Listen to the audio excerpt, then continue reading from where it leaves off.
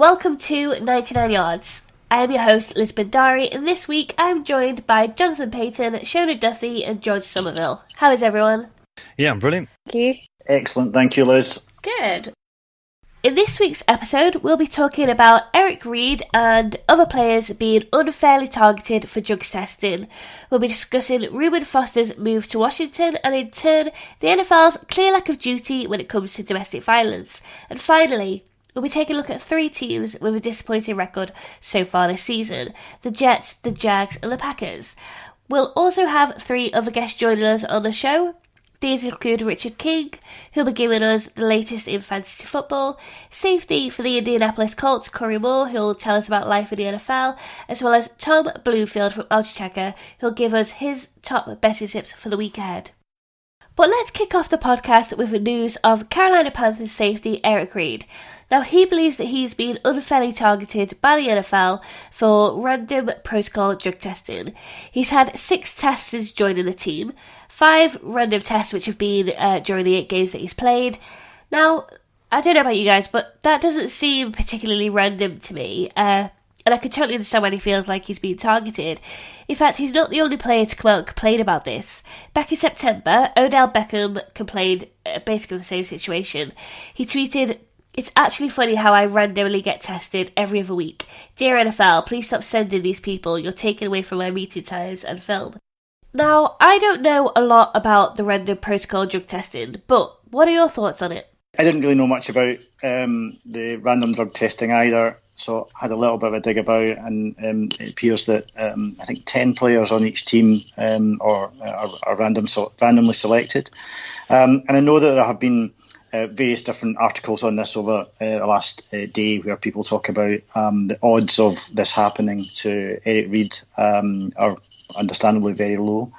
I guess the Odell Beckham thing for me, it kind of sums it up, that players generally are not going to be happy about getting drugs tested, and players are not going to get very happy when they are randomly drugs tested on a recurring basis. I guess the question here, Eric Reid, I think, is coming out saying that he's feeling targeted by it. I think it's easy to sympathise with him. But whether this is some sort of grand conspiracy theory by the NFL, I'm not so sure, because to me, I'm sure the NFL could come out with a lot more submersive ways of making his life difficult than just constantly picking for random drug testing. That's not dismissing the fact that I think 6 times, one of which was his original when he signed his fitness check, but it just seems like a lot. But as to whether it's conspiracy theory, I'm not so sure. You can only be subjected to a drugs test, I think it is 6 times in a year, and Reid's used up his quota already.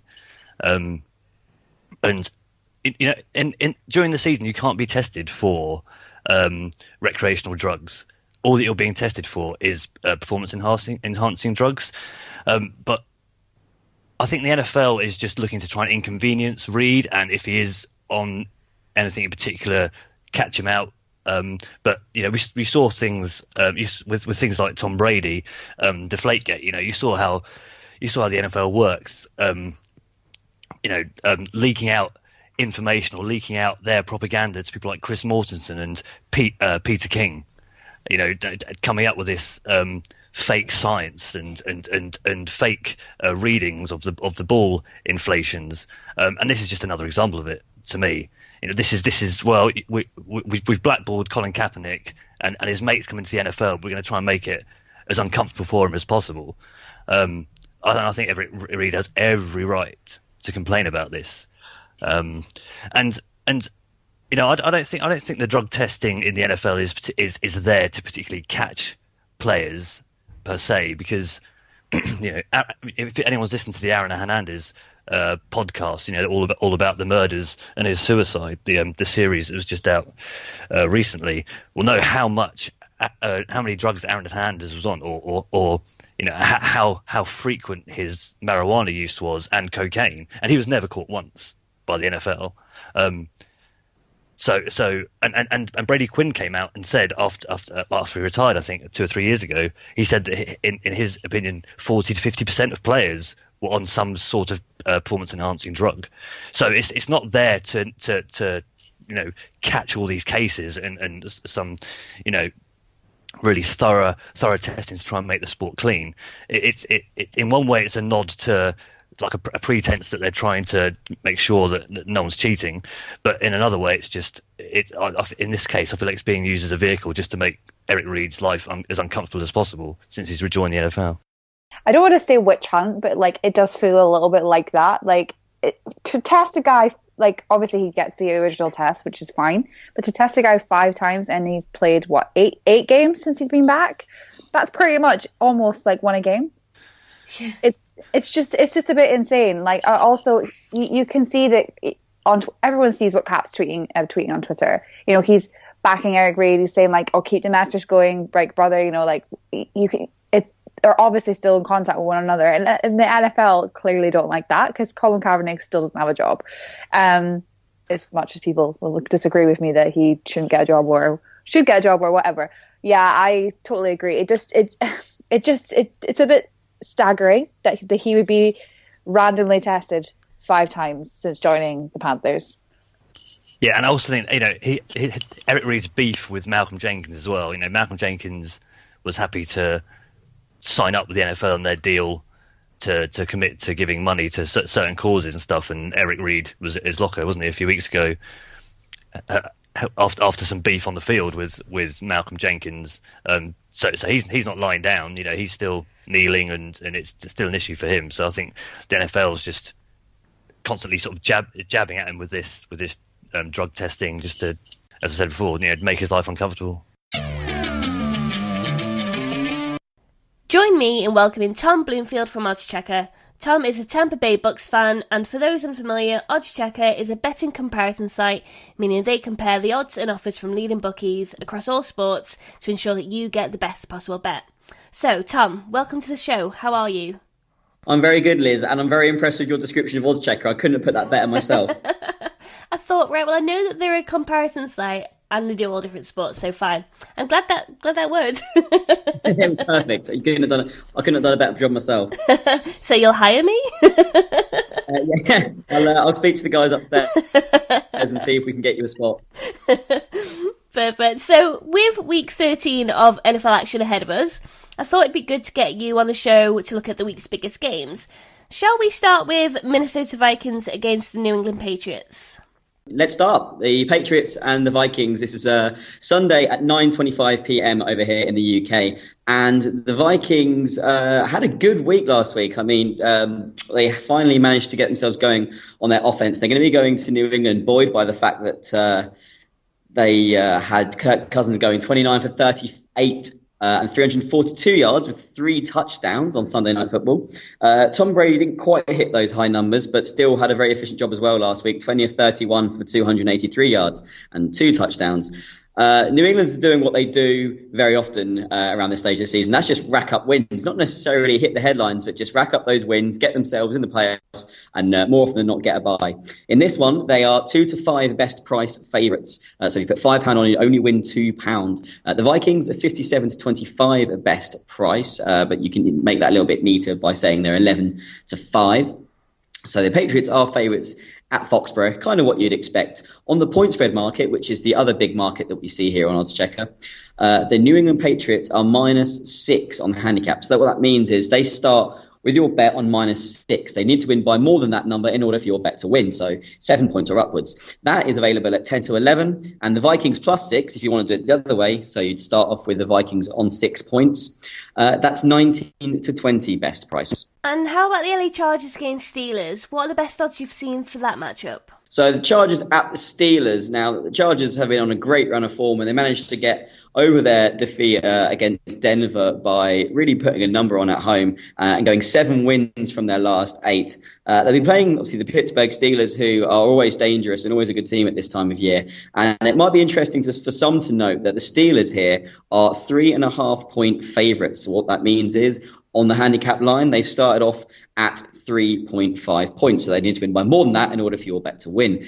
That's available at a best price of evens, whilst the Chargers, who will be plus 3.5, are available at 10 to 11 best price. We've been seeing more money, however, for the Chargers, despite the fact that they're the underdogs in this game. More people through our site have been betting on the Chargers than they have the Steelers. They're available at 13 to 8 best price, so £8 on would win you £13, whereas the Steelers are 5 to 9 best price, so £9 on would win you just £5.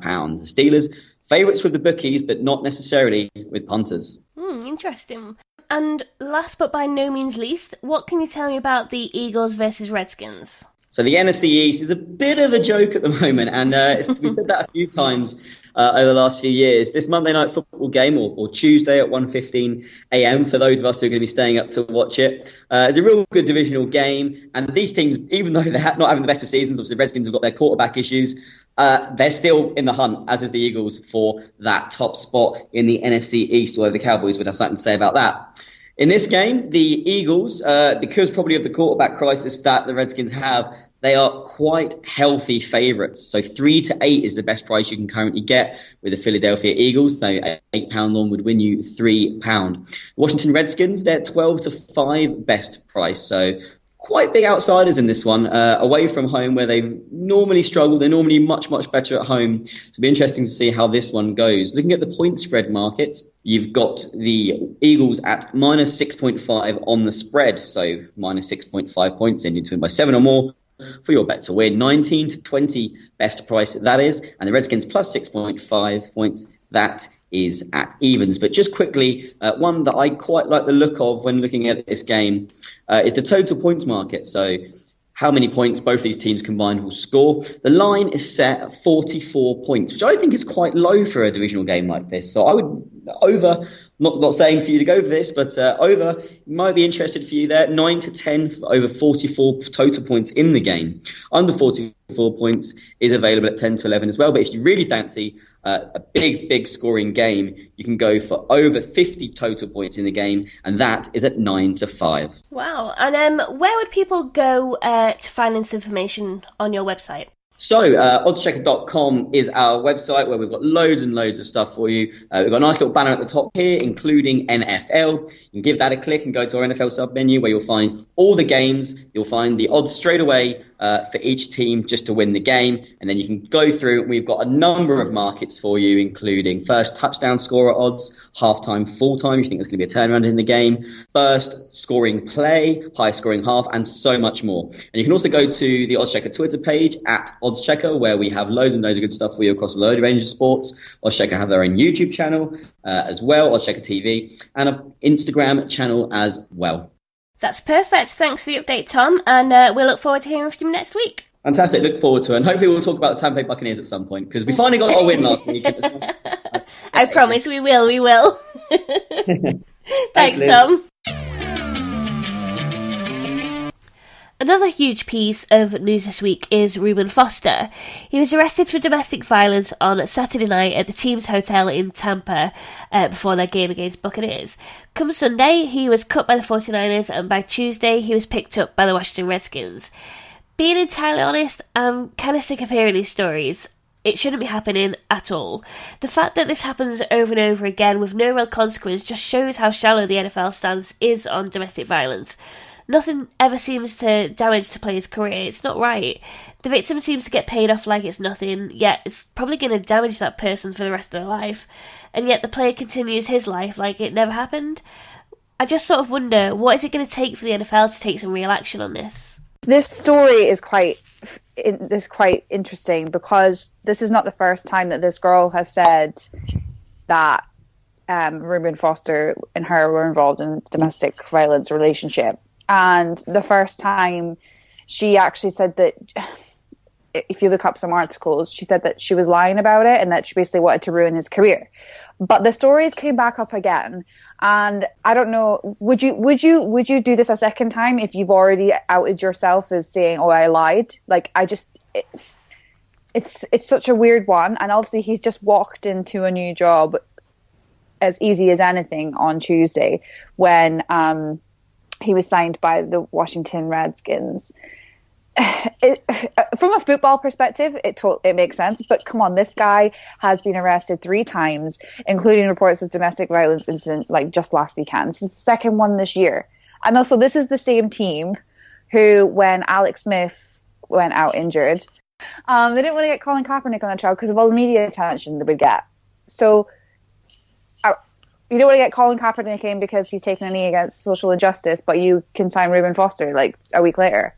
Like, if Colin Kaepernick punched his wife in the face, would he be back in that job now? I think he probably would be, because they just don't seem to have a stance on it. It's just absolutely ridiculous. To me, it's unbelievable. And I don't blame the 49ers for releasing him, because Kyle Shanahan did say earlier in the year when this came out the first time that if it is true and it found out that he does do it again, like, he didn't specifically say Reuben Foster, but he was basically saying anyone within his team, if they found to be doing that, they would be released. But the guy's just picked up a job 3 days later. There's just no consequences for him. And I don't really know what the NFL will do, because they haven't done anything in the past. Yeah, I sort of come down on 2 sides of the fence with this. In one respect, I sort of get the zero tolerance for this sort of thing. And, in a way, Reuben Foster's been given a lot of rope in the first place. And like, I always find it sort of quite bizarre, teams trying to rationalise with someone who is suspected to have committed domestic violence, and if they have done domestic violence, like the idea that you say don't do it again or we'll release you, like you're rationalising with someone who thinks it's all right to hit women. They're going to suddenly change because you've said don't do it again.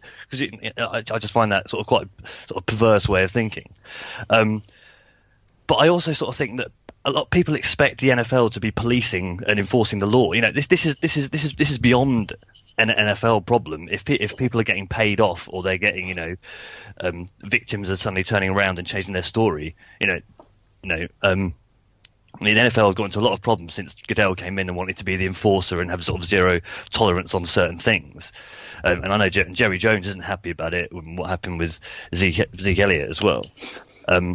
But I sort of find the NFL sort of is in a way it can't win to a degree, because surely it's law enforcement, etc., that should be the ones that are finding people guilty or not guilty and dishing out punishments there. And it's almost like because that doesn't happen, people then want the NFL to be the ones doling out the punishment, if you see what I mean. But there's no smoke without fire in a lot of these situations, and most players don't get, Russell Wilson, Odell Beckham, whoever, don't have these situations come about and people accusing them of something like domestic violence. So, there's no smoke without fire with this sort of stuff. And I think the 49ers should probably have hit the eject button in the summer.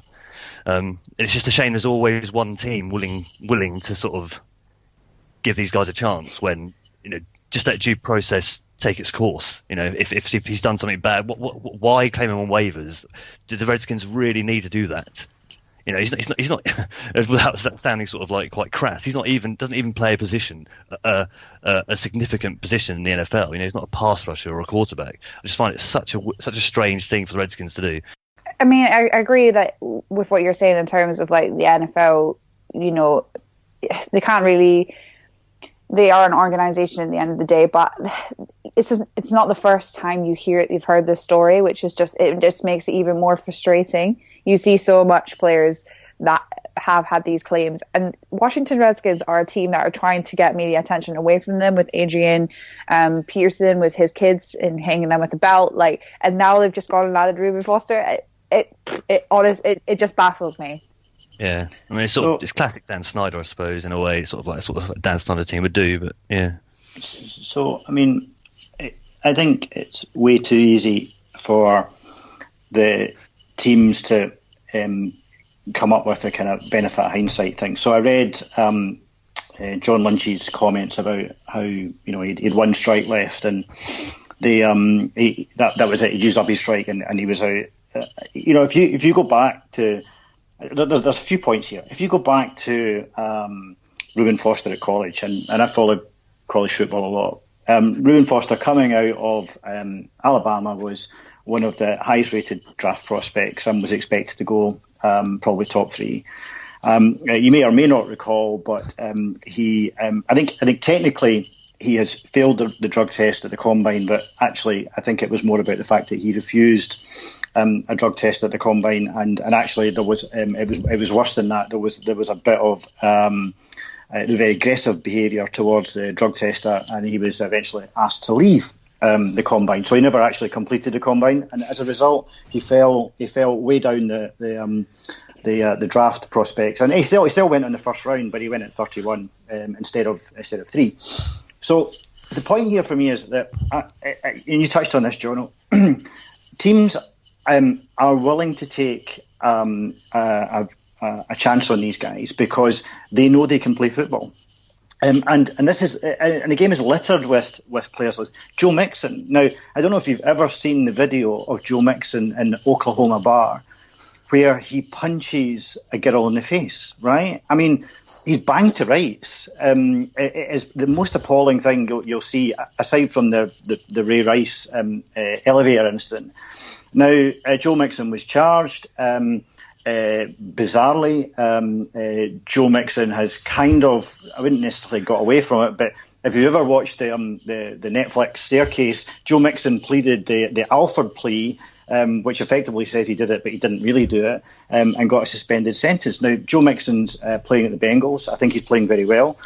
The question is, if something happens in the future and this comes back, something else comes out of his character and he does it again, then people will come back and say, well, actually, he's done this before. Isn't that a travesty? The problem is that teams want to win. Teams get money for winning. Head coaches keep their jobs for winning. So they want to avoid all of this they want to ignore all of this by bringing in players who they know can enhance and benefit their team. And when we talk about, well, what can the NFL do? I do think definitely, I absolutely think this is on the team, right? I think it's up to the team to take a stance. But the problem is the 49ers didn't necessarily want to pass up for the fear that someone else is going to take them in the second round.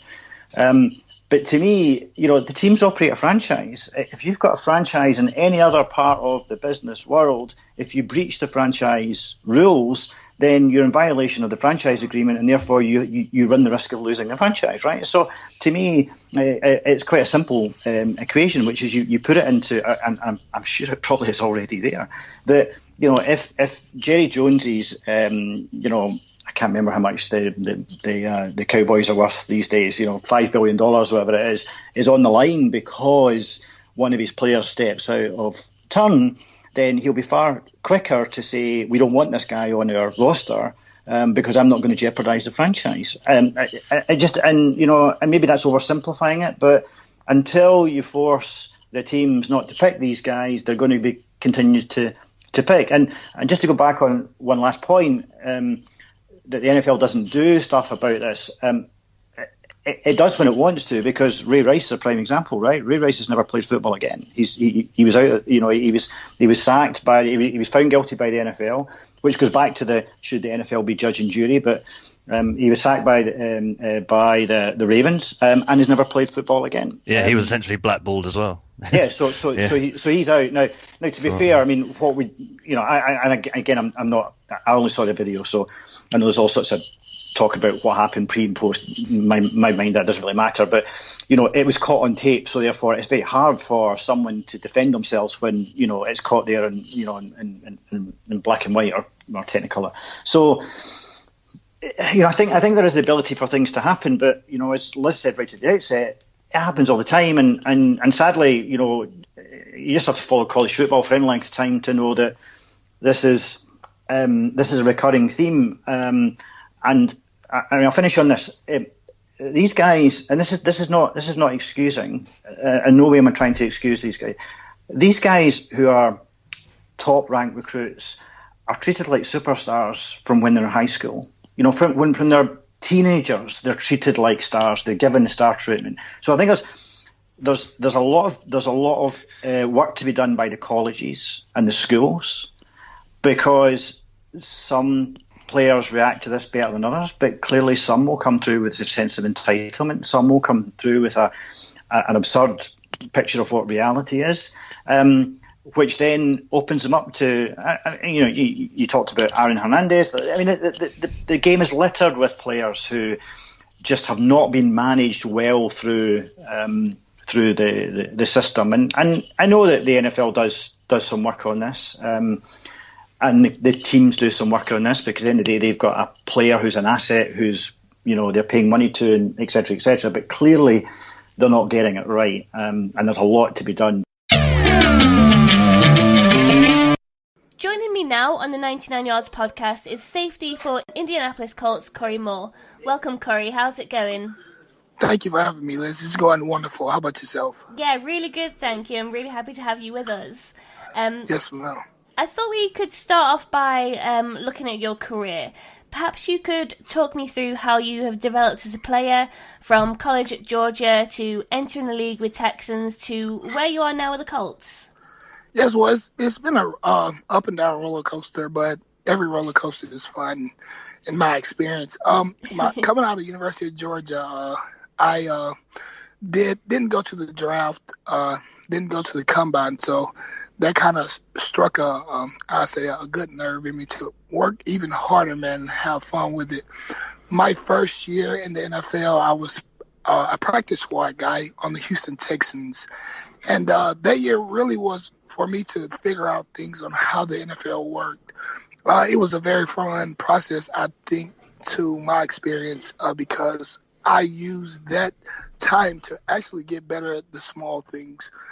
Throughout the season, I wasn't active, so I would stay out to practice, watch extra film, stay out to practice, run extra to do something according to my footwork to better it. Then my second year rolled around, and I happened to make the squad and was active. And to be honest, I wasn't expecting to start. My mindset was going in and being a special teams guy, servicing the team any way that I could. And I happened to start 8 games, 7 games, somewhere in that nature. But it was a really fun year. I think I established myself very well in the NFL. Got my first interception in the playoffs, man. But it was a really fun year. My third year, I happened to have a MCL tear at the end of the year, but that year still was pretty fun. To start at 7 games, and it was a growing process my third year, because it didn't go as I wanted to, but it really taught me valuable lessons in life on when things don't go your way. You just work a little bit harder. You become a better person inside and out, and you learn the business on how it works.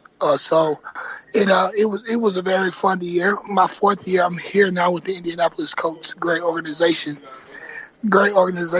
and it was a blessing, because the Texans released me, and they picked me up right away. And it's been going fun. We started off pretty shaky at the beginning of the season, losing I think 3 or 4 straight. But now we got the ball rolling, man, and we're gonna keep it rolling, heading to playing Jacksonville this weekend in Jacksonville. So my story, man, it's a pretty, as I say, neat story.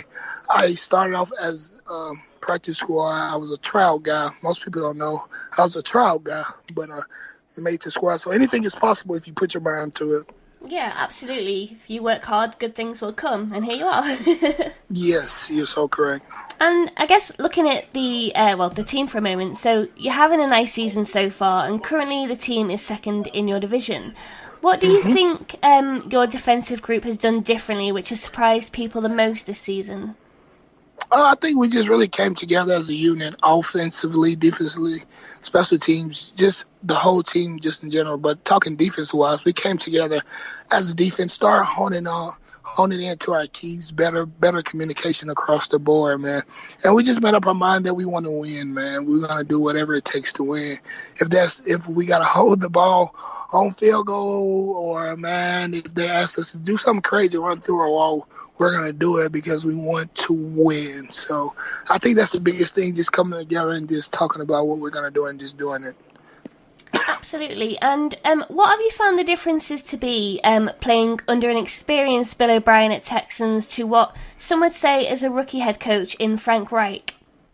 You know what? Those two guys, they're two different people. Big props to Coach O'Brien. He's a great coach. Been with the Houston Texans, I think, for 5 years now. But Coach Frank, man, he's taught me a lot, man. He's a positive guy. And him coming from Philadelphia, I think he brought that mentality, man, here to the Indianapolis Colts, and is showing he always preaches, man, get 1% better every day. And that's what we try to do in practice, because that's where it starts. And we attack practice like it's a game. And the game, it comes pretty easy sometimes, man, because you work so hard in practice and you see it over and over and over. And as soon as you get to it in the game, you're like, oh, well, this is it. This is what I've been working for. This is what I've prepared for. So I think Coach Frank, he does a great job of getting us prepared for a game in every aspect that you could possibly get ready for a game. So Coach Frank, he's doing a great job with this, man, and everybody's bought in. Everybody's bought in, and we're keeping the ball rolling. That's brilliant to hear. Clearly that's, shows the success of his season so far. It was obviously the right move for him. Looking at kind of offensive coordinators across the NFL, it seems that they're embracing the college system. How do you, as a defensive unit, deal with that? Because the college system, man, is really a good system if you really just hone into it and you buy into it, because it's not a lot of thinking going on, just getting to your coverage, your leverage, your assignments, and doing that. And that gets guys to play faster. It gets guys to communicate faster, and you're all on one page, and that makes the defense run even faster. So you play faster, more aggressively, and the offense, man, is so simple. Opposing teams, they think because it's a simple, tight defense that you can actually have success on it. But it's all about what you do whenever you run a type system like this. So it's very fun to play in, and you have a lot of turnover. So we're just going to keep the ball rolling. And obviously there have been a number of changes with rules over the years. Do you think that they've gone too far in terms of tilting the field more towards the offense? And also, what do you find is the hardest rule to play within? Oh, man, I can go days on and on about how the rule has changed, because it's changed worldwide. I mean, starting from Pee Wee League onto professional, rules have changed, and it has gotten softer, in my opinion, because there are calls and there are plays that happen during the game that you can't control. It's man-on-man, force-on-force, and sometimes a defensive guy ends up on the wrong end of the bargain, and it's bad. You have some hits that are illegal, and sometimes offensive guys, you ask them, after hit, you good? And they're like, yeah, I'm good. Well, that shouldn't be a flag because it's just football. So there are so many rules that have been implemented over the past few years that has been questionable, in my opinion, and somewhat kind of soft. So it's you got to play within the rules, play a game within the game, as I was always taught, man. But you never let up. You never let up on how aggressive you play, man. So I think that's the biggest thing about football. You can't substitute the aggressiveness. So it's it's very devastating at times as a defensive guy. And when it comes to your role, what is your favourite thing to do? Would you prefer to cover a man one-on-one, play the centre field role at safety, or come up into the box and provide support against the run? I like to keep all those things in my package and do them all the best of my ability. I think, as I would say, hitting someone. I mean, you covering someone, I think that's pretty fun. I can do that with no problem, man. But when you hit someone and you force a fumble, or you make the crowd go crazy, or you show your other defenders that you can hit hard, that sends a message just across the board. And once you turn on film and you see a guy who hits hard, you're like, man, it's going to be a long game. So I think hitting hard and making the offender feel me, I think that's what I like best. And what does a typical day look like for you? Perhaps you could talk me through your routine. Oh, well, typical day, Wednesday through Friday, I'm really up here early. I'm here at 6:20 in the morning I grab some breakfast because I've learned throughout the years, man, my 4 years being in the league, that breakfast is the most important meal of the day, and you kind of get educated on that in organizations that you become. But 7 o'clock, 6:45, I'm meeting with my DB coach, going over a game plan, just going over film and seeing the tendencies that I saw the night before and the night before that when the coach watched film. I would say we'll watch film from like 6:45 to 7:15, 7:30 sometimes, and 8:15 is when we have special teams. So I'm meeting from special teams meeting, defensive meetings, position meetings, all the way up until roughly around like maybe 12:30ish. Then practice starts around like 1:15, 1:30. We're out at practice for a good hour and 45, 2 hours. Depends on how the practice goes. And then we come back in, meet from 3:45 till 5:45, and we have walkthroughs. And after that, man, I actually stay for a good hour and a half, 2 hours, maybe 3 sometimes. I leave the building 8:30, sometimes 9. Wow. So my day is pretty full. Yeah. Yes, you have to be passionate to be in this business. You got to love it. And but it's fun. You run into people in the locker room. You form a brotherhood, and the biggest thing is winning, production, and winning in this league. Man, I think we're doing a good job around here and winning games together, man, and pulling it out the hat. No matter how it gets done, but we find a W around here. So that's my day, pretty much here in Indianapolis. And when it comes to game day, do you have any pre-game superstitions or certain things that you'll do before each game, perhaps? Well, I kiss my little girl and try to sing to her before I leave from her because she has the most beautiful smile in the world, man. She gets my day going. Her giggle gets me going. And before the game, I eat some gummy bears to get my blood sugar up.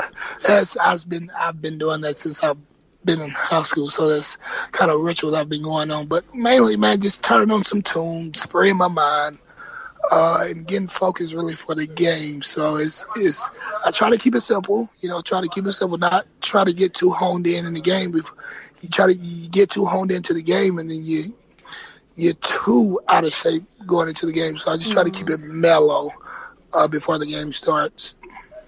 And finally, who is the hardest player to tackle in the NFL, and who is the best player you've played with? Who's the best tackler? Who's the hardest tackler? Who's the hardest person that you've tackled, and which is the best player generally that you've played with? Okay. I think the hardest tackler that I've had to tackle this year would be, because I would say Isaiah Crowell. He was a running back out of New York Jets. I played with him in college, actually, man. He's a really good running back in the NFL, but he's very hard to hit, man, in open field. And I happened to get him in open field one time, but he's pretty hard to hit. And the best player that I've ever played with, well, I played with numerous guys that I could throw in there. I would first off say Andrew Luck. He's an incredible guy to play, the best guy I've ever played with. J.J. Watt, Tyrann Mathieu, who else? And Malcolm Mitchell. I played with him in college, but he was a receiver at the Patriots last year, so that guy's pretty special. Well, Corey, it's amazing to hear your passion for all of this. I really appreciate you taking the time to speak with me. Thank you so much, and best of luck for the rest of the season. Thank you for having me on, Liz.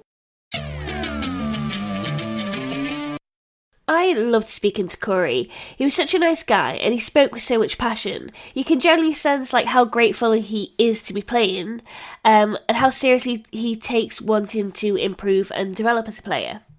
All I was going to say was that I thought it was a really good interview, and what it struck me was that here was somebody who knew that he was in many ways privileged to play the game, that he seemed to enjoy every day in the game, had, I think, a couple of pretty bad injuries in his time.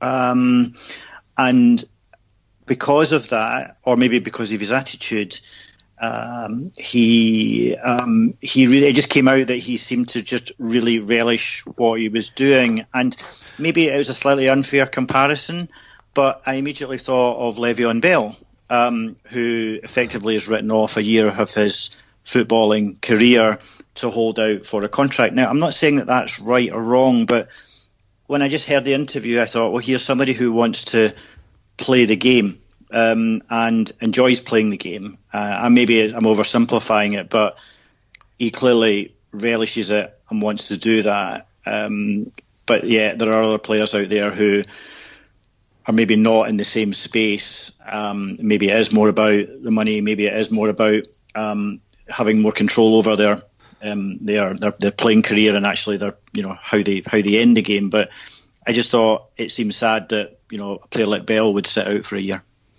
Yeah, I thought it was really nice hearing from people like Corey, because you spend a lot of time focusing on the superstars and the quarterbacks and the fantasy players and Aaron Donalds of the world, and actually there's a raft of players who are on the edge of the 53-man roster, who are just happy to play, who are trying to make a living for themselves, who might not be able to retire when they give up playing, but being on the practice squad earns them £7,000 or £8,000 a week during the season, get promoted to the 53-man roster, and you're earning $25,000 a week.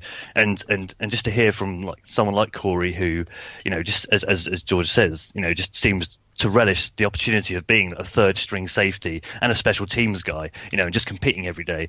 And it it reminds me of when I spoke to Jason Bell as well, because it's sort of a very similar position that he had in the NFL, where he was struggling every day. He was trying to make the team, make the roster, because he couldn't sit on his laurels. So becoming a special teams player was really important to him.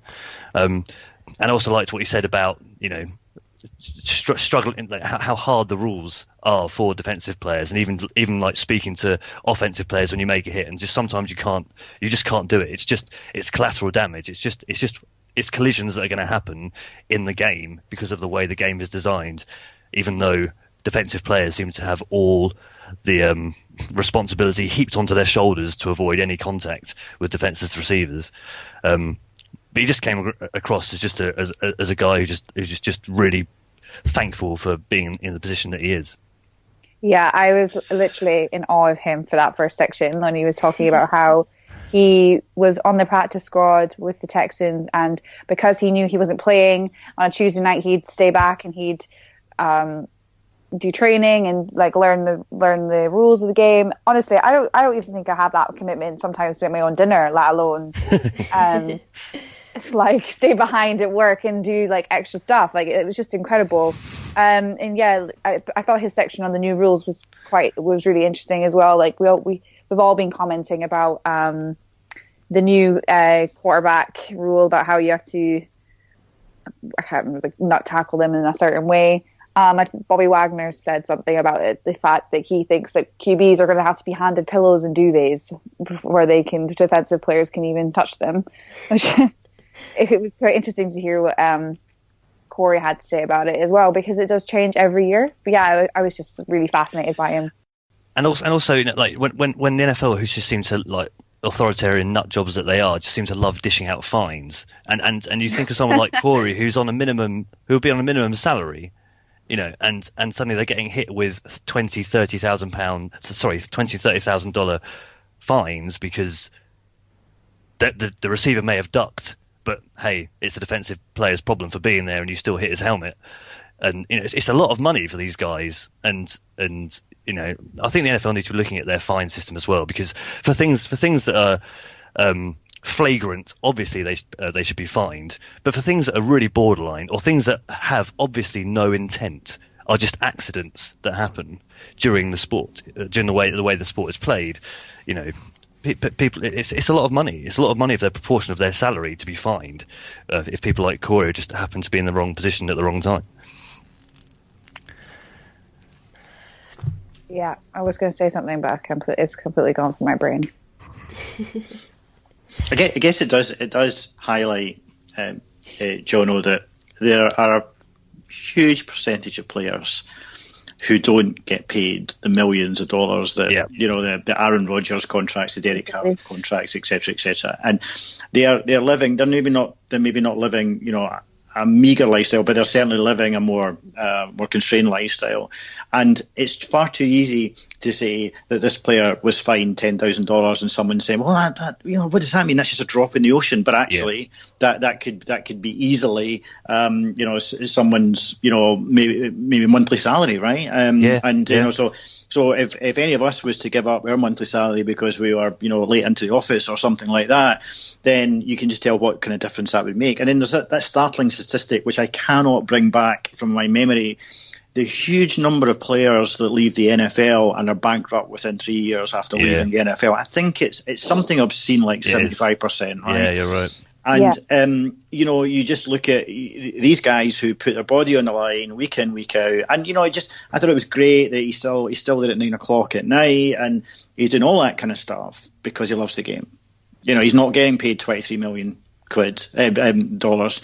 He's doing it because he loves the game and dare I say that he thinks he's getting a decent living out of it. And I'm sure he is. But for the length of time that he's going to be playing professional football, I dare say it. And I'm sorry if you're listening, Corey. I doubt he's going to live on that for the rest of his days, right? So he's going to have to do something after he works for the NFL.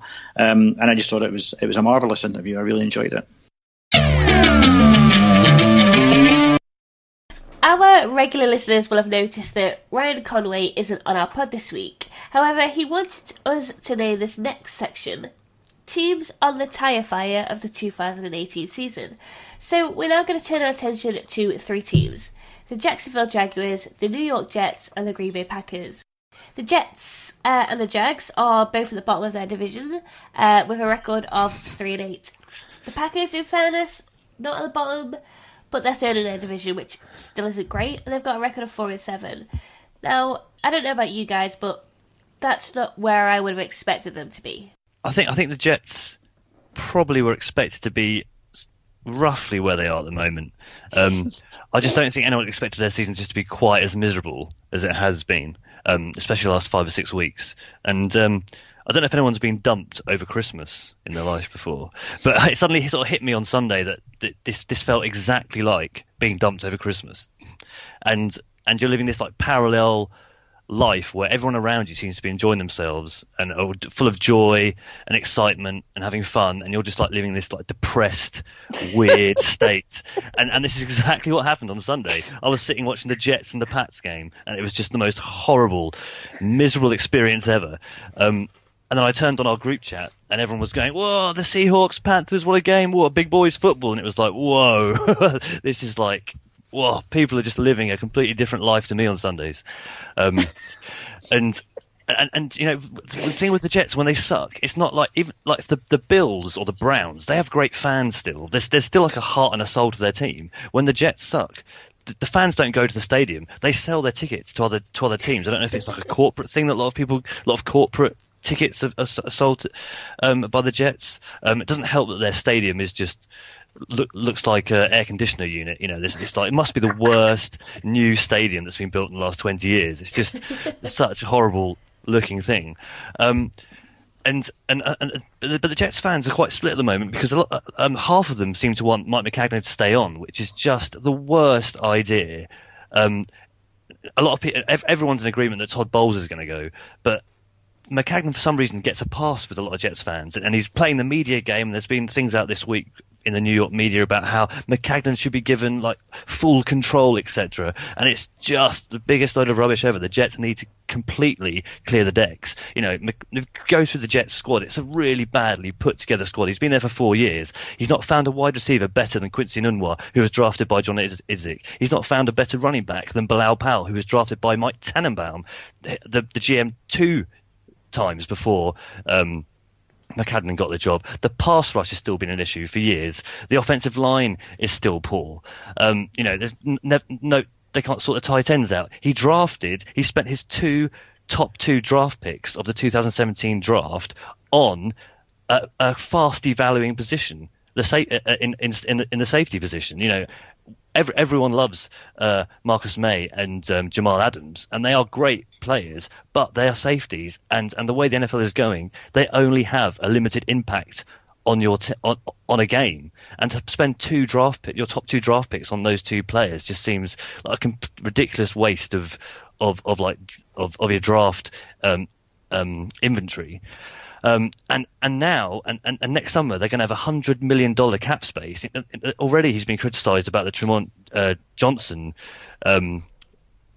pickup from the Rams. He's not played well this year, and you're going to give this guy $100 million again. There's like rumours of Le'Veon Bell, which would be a terrible idea to spend so much money on. When the Jets have so many other needs elsewhere. Look at the Hackenberg a draft pick. He, as someone put on Twitter, before the 2017 season, he looked at the quarterback room and saw Bryce Petty, Christian Hackenberg, and Josh McCown, and was like, yeah, I think we'll go with that, and let Patrick Mahomes and Deshaun Watson pass him by. This guy needs to be replaced as well. I don't know. It's such a miserable experience being a Jets fan at the moment, because there's just sort of nothing to hang your hat on, and if Sam Darnold isn't playing, it's just the biggest waste of 3 hours to watch the Jets play at the moment. Well, at least he's like a little ray of sunshine on the smallest ray. But another problem is the fact that Jeremy Bates, the offensive coordinator, has been so appalling this year. They had John Morton last year, who sort of felt like he was one of the better offensive coordinators they've had for a long time. Admittedly, not great competition. But you want some offensive guru who's like modern and forward thinking to be sort of taking Darnold under his wing. And the Jets offense looks like the Packers offense if you didn't have Aaron Rodgers and Devontae Adams in it. It's like a miserable, lacking intensity, lacking any modern college concepts. The receivers just seem to run isolation routes. The running game's got no any sort of power behind it, or just I don't know. I'm done with the Jets. You're not really. But when I say I'm done with the Jets, it's going to take a lot for me to decide to watch the Titans against the Jets this Sunday. Well, moving on from the Jets, because I think John covered that pretty well. I'm quite surprised with where Jacksonville are this season. I think, personally, for me, I think Blake Bortles has been thrown under the bus a little bit. I mean, I know the guy isn't great, and he is obviously in a job where he's getting paid a lot of money and still being played. But the team's not changed from that much from the team that made the championship game last year. So I don't really know where it's all gone wrong, but to be on a 7-game losing streak and your starting QB being benched for Cody Kessler, and now Blake Bortles saying today that he has no idea whether he has played his last game for Jacksonville or not. It's not really great reading. Obviously he's saying he wants to stick around and help them out for the rest of the season because he doesn't know when he's going to play. They've fired their offensive coordinator, so maybe that will improve on Monday after they lost to the Buffalo Bills 24-21, which obviously was a close game. But this is the Bills who've not been great this season at all, apart from Josh Allen having some good games when he's done really good passes and stuff. It's interesting because you kind of just thought the Jacksonville would be back up there again. I certainly did at the start of the season. So I don't really know where it has all gone wrong. I think the Jags had a lot of bounces go their way last season. They had a lot of turnover, especially the Chargers game last year was just a crazy game. They ended up winning, for example. It was like a typical Chargers way of managing to snatch defeat from the jaws of victory, and that's just not happened for Jacksonville this year. Their defense has regressed from being one of the best or second best defenses in the league to being about 10th probably. But the offense hasn't stepped up and has been any better, maybe slightly worse. Plus, you then have locker room, agitation and personality issues for whatever reason, and there was a chance they could have gone gone out there and taken Teddy Bridgewater off the Jets' hands, done something, but they just sat on their hands, and I think as well, because Blake Bortles the highest paid player in there, but then the defense is turning around going, when are you ever going to win a game for us? We're the guys having to keep us in every game. They were 10-6 last year, and a lot of and I think sort of getting to that championship game was like a great moment for them. But great teams don't always get to the championship, get to these championship games. You can sort of put a good 2 or 3 games together at the right time, and then suddenly next season in the preseason you're hyped up beyond what you should really be aiming for this year. And they've sort of regressed a lot more than I think people would have expected. Yeah, that doesn't make sense. But it's interesting that the defense has gone down so rapidly, like, because that defense last year was amazing. Like, they did so well. But like you're saying, they're like you said, Jono, about them saying, well, when's Blake Bortles going to win us a game? Like, you kind of do see that in locker rooms, because there was that report a couple of months ago that Richard Sherman and everybody wasn't happy with Russell Wilson as their QB, which I think is ridiculous, but I would say that because I'm a Seattle fan. But it's interesting that breakdown can lead teams to not do as well. Yeah, well, I think that was probably more the way Carroll mollycoddled Wilson, maybe. But I think that's a good point, because this just shows how amazing that Seahawks defense was from 2012 to 2015 at their peak. Because it's you can get these great defenses having a great season together, like the Jags did, like the Broncos did in 2015. Yeah. I think, was it 2016, the Giants sort of showed a bit of it as well. But actually, they can fall apart very quickly. And I think it's Football Outsiders that say, consistency, building an offense and being consistently good from year to year is much easier, or it's much more common, than building a great defense that can repeat it year after year after year. Yeah, absolutely. And probably it's because it's put resource into a very good quarterback, and keeping it there is a lot easier to do than putting resources into a bunch of defensive players that play really well and then all want to turn around and get a better contract. Because it's not so reliant on one position. But yeah, it's almost a bit like, what the Jaguars going to do now with their QB situation, because the window may be closing, because that's quite an expensive defensive line they've put together. It's an interesting one to watch. And then there's the poor old Green Bay Packers. And big shoes to fill, but I'll try and fill Ryan Conway's shoes this week. And I'm sure he'll be, when he listens to this, he'll be screaming down the phone. But I think a lot of people expected Green Bay to kind of, with a fit Aaron Rodgers, they expected Green Bay to be there or thereabouts this year, and clearly they're not. And they look like a team in turmoil. I think a lot of folk can't see beyond Aaron Rodgers, and I'm one of them, but clearly he has not been playing well in the last few games, and in fact has been pretty poor in the last few games, and it strikes me that things are now starting to unravel quite quickly at Green Bay.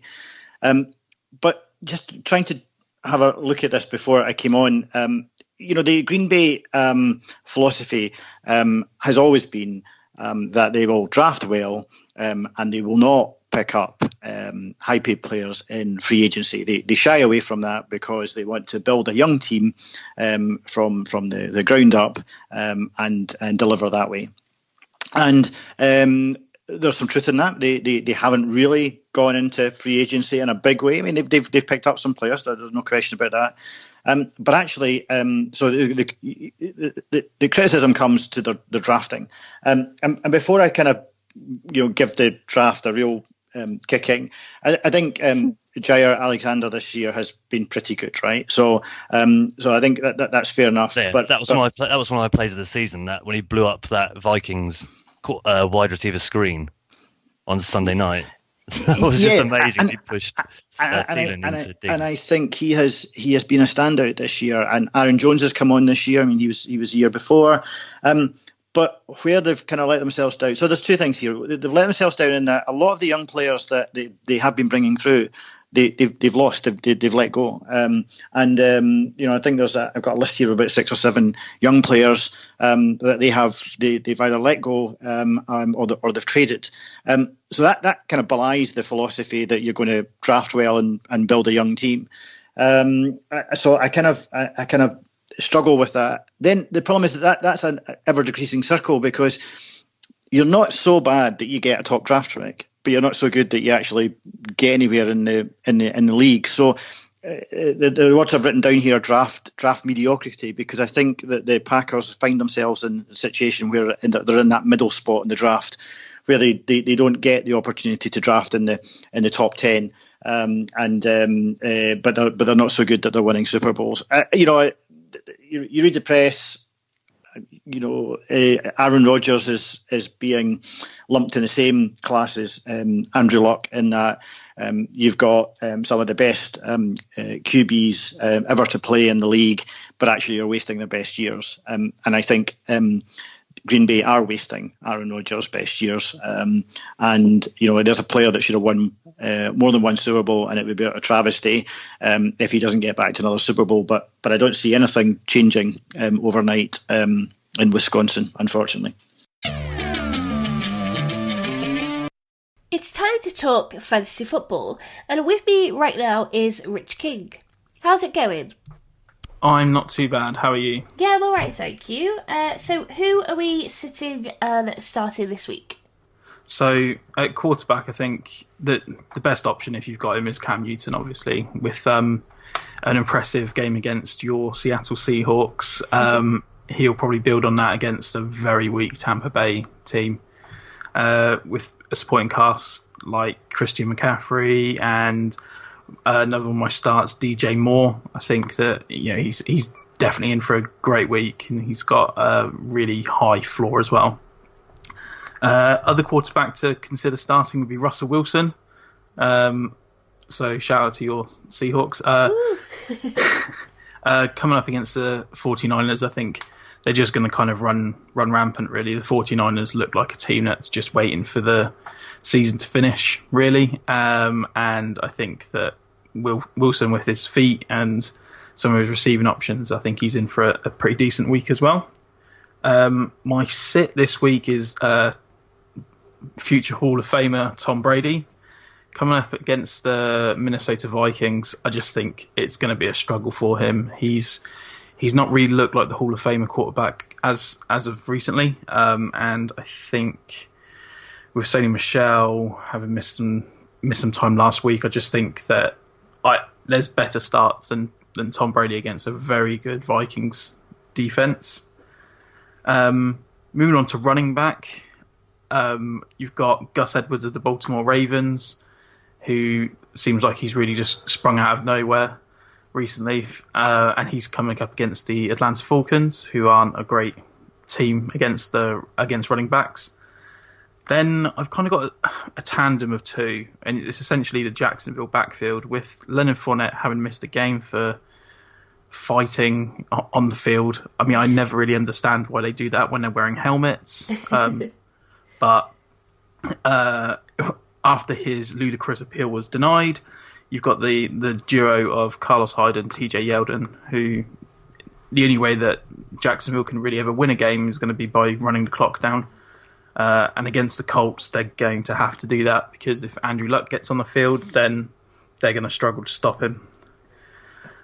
Wide receiver, I've got DJ Moore and Adam Humphries.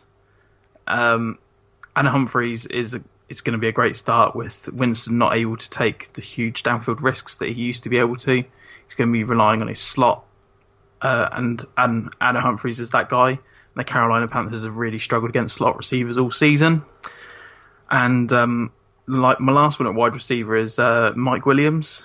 With Melvin Gordon's injury, everyone's talking about Justin Jackson and Eckler.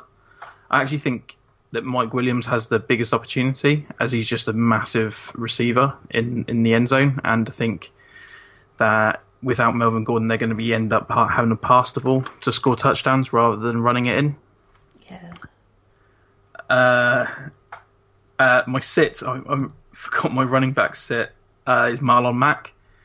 He left last game with a concussion, and he's coming up against a stout Jacksonville Jaguars run D. So, whereas last week he was my start, this week he's my sit. I think there's definitely better options out there, and his backup's actually one guy to keep an eye on if Mack looks like he might miss. So if Naheem Hines is available, then he's definitely worth a stash. My sit for wide receiver is Jarvis Landry. The Cleveland Browns have really changed the way they've started playing offense since they fired their offensive coordinator, and he's just not getting the targets that he needs in order to be fantasy relevant. So again, I think there's just better options out there for you. At tight end, I struggled a little bit because there's just not that many great tight ends outside of Travis Kelce and Zach Ertz. So I've gone for Jordan Reed as my start. Now, he doesn't have a great matchup against the Eagles, but there is just no one else to pass to on this Washington team. I mean, if you're a fan, maybe bring your cleats and you might even get started. There's literally no one else out there, and with Colt McCoy being the backup QBs tend to like their tight ends. So I don't, in the dartboard there is tight end position. I think he's not a bad play. Austin Hooper is my sit.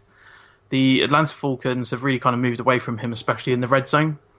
They're using Julio Jones, Calvin Ridley, and the duo of Ito Smith and Tevin Coleman.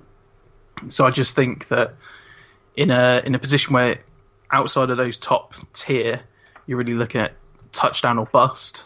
Austin Hooper doesn't offer that touchdown upside for me, so I just think he's one to steer clear of. So that's my start sits for the week. Fantastic. Now, as we're coming up into the run-ups to the championships, I thought I'd talk about some pickups. So some guys that you should definitely consider picking up right now if you're in the playoffs or looking like you might.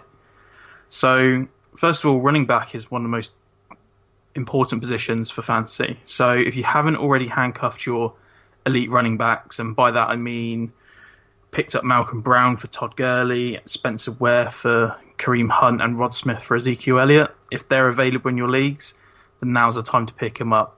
The guys you want on your bench aren't really those kind of depth players now. You really just want to start having league winners. So if you've got a player like Jordan Howard, Peyton Barber, now's the time to drop them and pick up these handcuffs, because if one of those starters goes down, they're in for a massive workload, and that can really just push you over the edge to win the championship.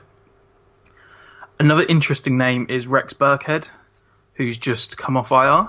So with Sony Michel having missed some time in the game last week, and James White has been looking good, but if either of those two go down or are just ineffectual, then Rex Burkhead has a skill set that he can fill in whichever one of those two is struggling in that game.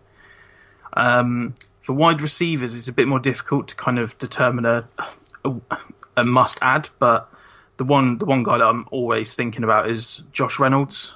Since Cooper Kupp got injured, he's kind of stepped in and taken that slot receiver role for Jared Goff, and I just kind of want any piece of the Rams offense.